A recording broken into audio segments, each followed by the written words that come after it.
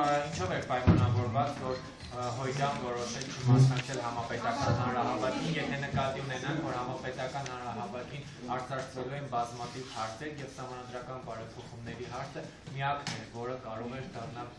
կարող էր լինել պատճառ, որպեսզի չմասնակցել, այսինքն այնտեղ կային 12 կետեր, երկրի առջև ծառացած սոցիալ-տնտեսական խնդիրներ, դրանք մի կողմ էին, Հոյդայի համար այս պահին կարևոր էր միայն սահմանադրական բարեփոխումները։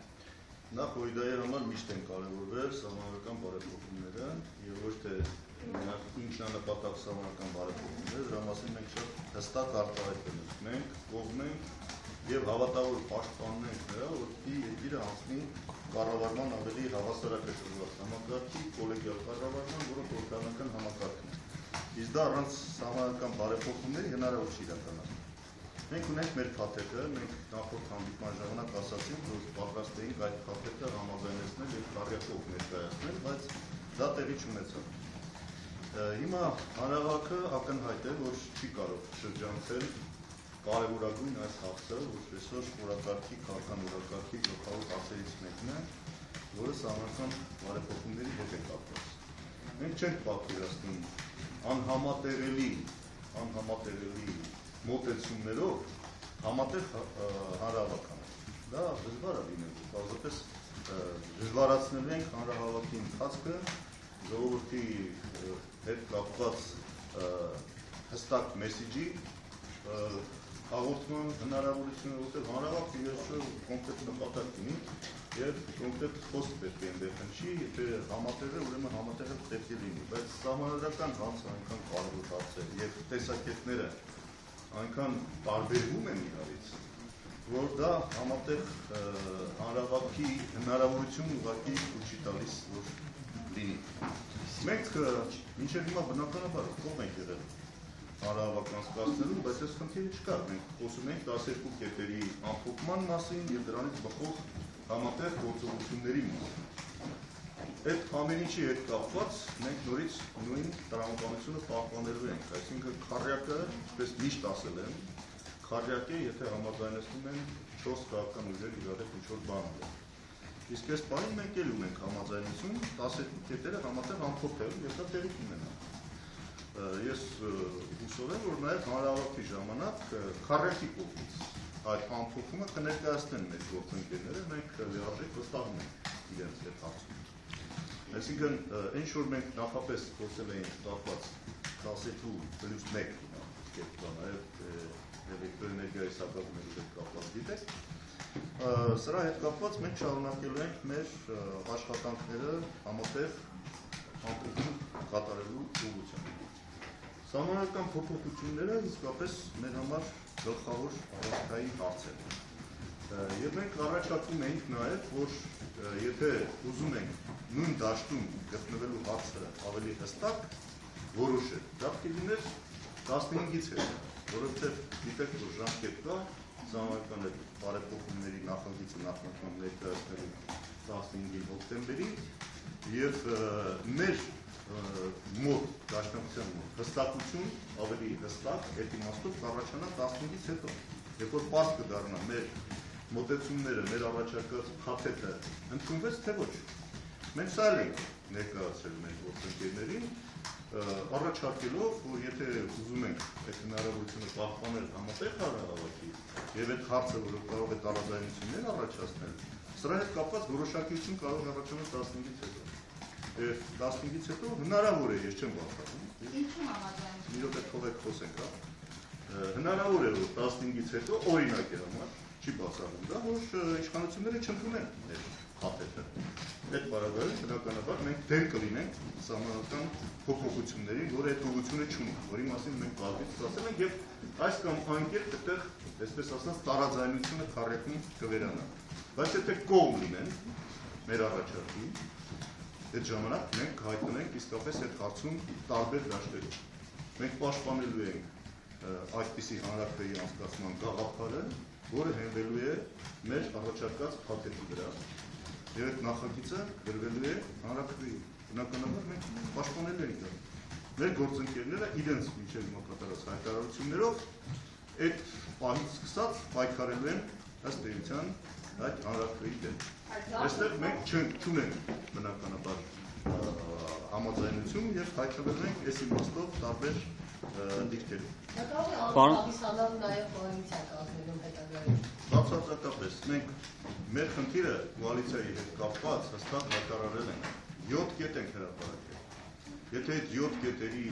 հետ լիարժեք մեր համար ընդունելի համաձայնություն չլինի, մենք որևէ կոալիցիայի մաս կազմելու խնդիր այս բային չենք դրել եւ չենք էլ դնի, քանի որ հարցը չի լուծել։ Իսկ այս խորհրդարանական համակարգին անցնելու առաջարկը 7 կետերից մեկն է։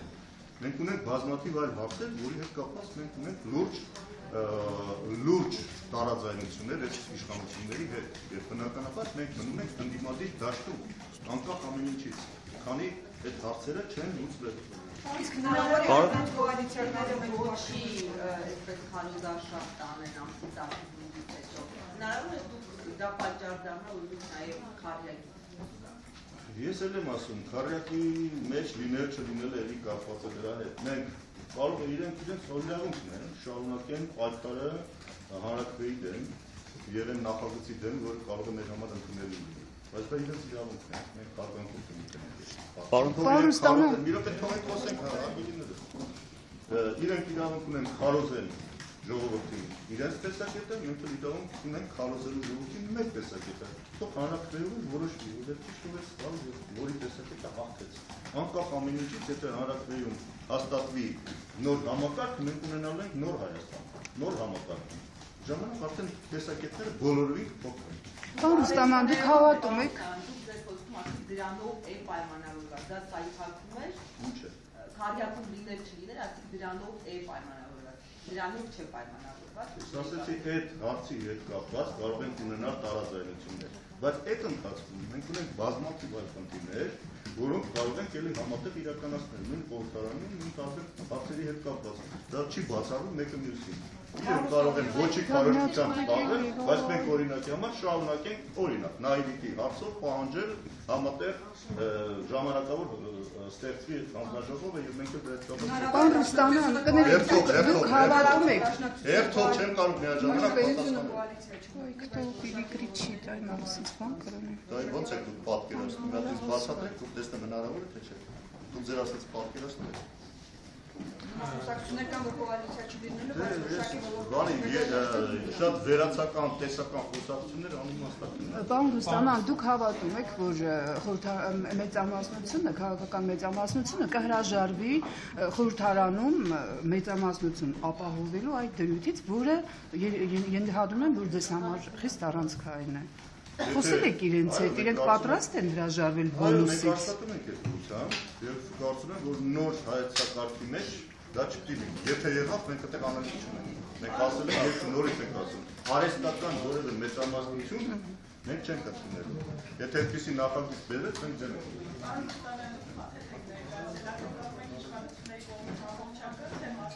Մենք դեռ չենք ներկայացրել փաթեթը, մենք փաթեթը ունենք պատրաստված։ Մենք միջև հիմա դա չէինք անում, որպեսզի հստակություն ունենանք մեր նախ գործընկերների հետ քարյակի ներսում։ Երբ որ իրենք բացարձակապես մերժեցին ցանկացած ձևի խոսակցություն այս թեմայով, մենք այդ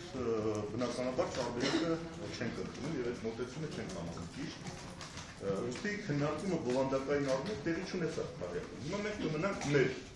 բովանդակության վրա, մեր փաթեթի վրա եւ դա կներկայացնենք մոտ ժամանակներս արդեն իշխանությունների Չէ, ասում ենք ունենք կարմիր գծեր, հիմա ինչ որ ներկայացնում ենք ի վերջո քարի վրա գրված ոչ մի բան չկա, բայց կարմիր գծեր կան, որոնք բնականաբար մենք պետք է նվազագույն անհրաժեշտը տեսնենք, որ դա բավարարվեց, թե չէ, դա կլինի հրապարակային դուք բոլորը տեսնեք։ Այսինքն մենք ներկայացնենք մեր պատկերացրածը, կտեսնենք այդ պատկերացրածի մեջ ինչ է ընդունվել, ինչը չընդունվեց,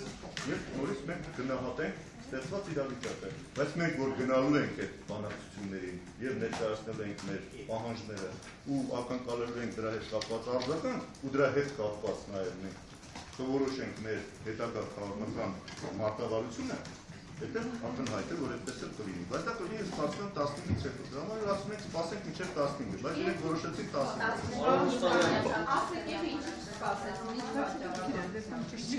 Համարում են, որ ամեն ինչ պարզ է եւ որևէ խնդիր չունեն այս հարցի հետ կապված, որտեղ իրենք ամեն դեպքում դեմ են ըստ էության Սահմանադրական փոփոխությունների։ Տրամաբանությունը սա է։ Եթե ամեն դեպքում դեմ են, ինչի սպասել։ Օրինակի համար, եթե պարզվի, որ դաշնակցությունը կողմ է լինելու, եթե իր առաջարկը ընդունվեց, այդ ժամանակ մենք արդեն հայտնվելու ենք տարբեր դաշտերում։ Իհարկե կար հնարավորություն, որ եթե չընդունեն եւ մենք մեր տեղում մնալով այս հակասությունը չունենանք քարեկի մյուս գործընկերների հետ, այո, կարելի է այդ ժամանակ 15-ից հետո անել եւ մենք խնդիր չունեինք այդ հանրահավաքին միանալու։ Բայց իրենք նախընտրեցին, որ ինչքան հնարավոր է շուտ անեն, որտեղ ծրագիր կա, մարզային նաեւ հանդիպումներ ունեն նախատեսում, դրանից հետո հանրահավաքից հետո էլի քայլեր են նախատեսում։ Սրանք արդեն հետագայում, եթե մենք տեսնենք, որ օրինակի համար մեր հարցերը ինչ-որ ասեցի համանական բարեփոխումների հետ կապված հատուրին չստացվեց, բացարձակապես մեզ ոչինչ չի խանգարում շարունակել մեր համագործակցությունը մենք քարյակի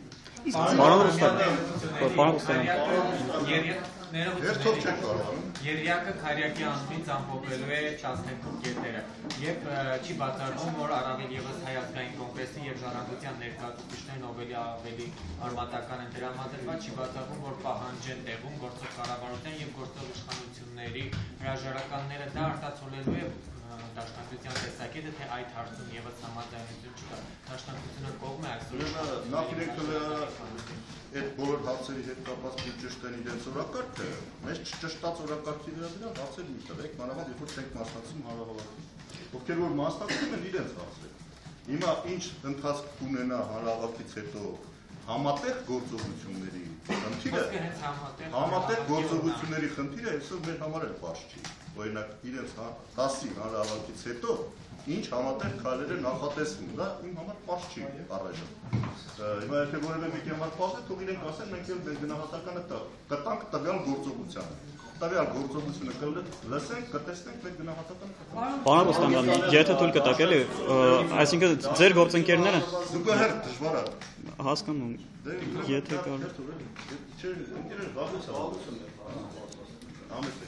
Դաշնակցությունը առնվազն 2012 և 13 թվականների ընտրությունների արդյունքները կասկածի տակ է դնում։ Դուք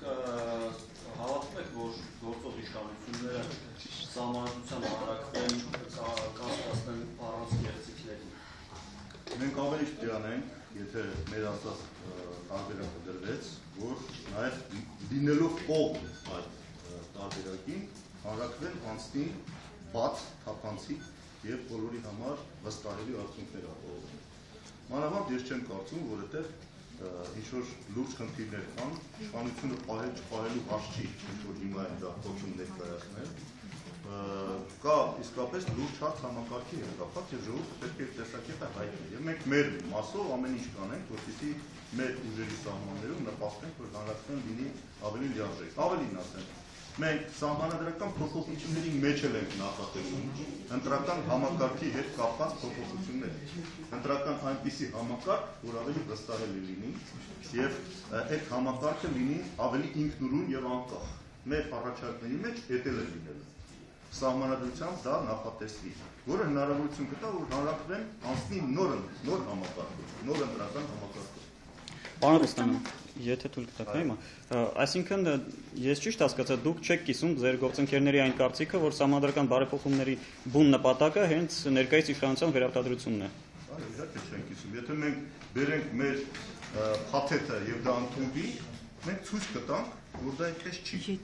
Եթե ընդունվի, եթե չընդունվի, այո, ես էլ նույնը կարող եմ հայտարարել, որ ուրեմն նպատակը է վերարտադրվելու։ Իսկ գիտեք ինչ, այդ վերարտադրվելու դեմ պայքարը օդում չի լինի։ Վերարտադրվելու դեմ պայքարը կոնկրետ նաև իրավական մեխանիզմներով է ամրագրվում։ Հիմա մենք հենց այդ էլ ուզում ենք անել։ Մեր համոզումը, եթե մեր փաթեթն ընդունվի, շատ ավելի լավ համակարգ ունենանք, որը թույլ չի տա իշխանությունների վերարտադրումը, քան այն ինչ որ այսօր գործում է։ Ես ավելին ասեմ, այն ինչ որ այսօր գործում է, շատ ավելի մեծ հնարավորություն է տալիս վերարտադրման։ Մենակ բավական է 41 մեծամասնականը պահենք, որպեսզի հասկանանք, որ ոչ իշխանական ուժերը, եթե ընտրությունների գնան այս համակարգով, 70% ձայն ունենան եւ նույնն մեծամասնություն չեն ունենա ազգային ժողովում։ Սա շատ լուրջ վերարտադրման մեխանիզմ է, չէ՞, իր մեջ ներառում։ Մենք սա այս բաներն ենք ուզում փոխել։ Եվ այս դեպքում մի ճշտող հարց։ Այս դեպքում ո՞րն էր հանրապետական կուսակցության այդ նախաձեռնության նպատակը։ սահմանադրությունը փոխել։ Իրանք իսկապես ուզում են ավելի լավ Հայաստան ստեղծել եւ նայեք, տեսեք, բարելավել սահմանադրությունը։ ինչպես միշտ իշխանությունները գնում են զիջումների, երբ որ տեսնում են, որ կա վտանգ ամբողջը կորցնելու։ Եվ դա ամբողջ աշխարհում է այդպես։ Հիմա եթե ինչ-որ մի բան օրինակի համար իշխանությունները զիջում են, դա անպայման չի նշանակում, որ այդ զիջելով իրենք ամենամեծ շահողն են լինելու։ Փոխզիջումը երկուսի համար էլ օգտակար է։ Իսկ ստեղ որ զիջում կա, մենք դա տեսնում ենք։ Սա է հարցը։ Մեր գործընկերները դա չեն տեսնում։ Մենք համարում ենք, որ եթե իհարկե փաթեթը մեր ընդունեն, նորից եմ ասում, այդ ժամանակ իսկապես կլինի լուրջ զիջում, որտեղ կլինի ապակենտրոնացում իշխանության։ Եվ այդ ապակենտրոնացման մեջ հակատեշողման զսպման իրական մեխանիզմներ կամրագրվի։ Իսկ սա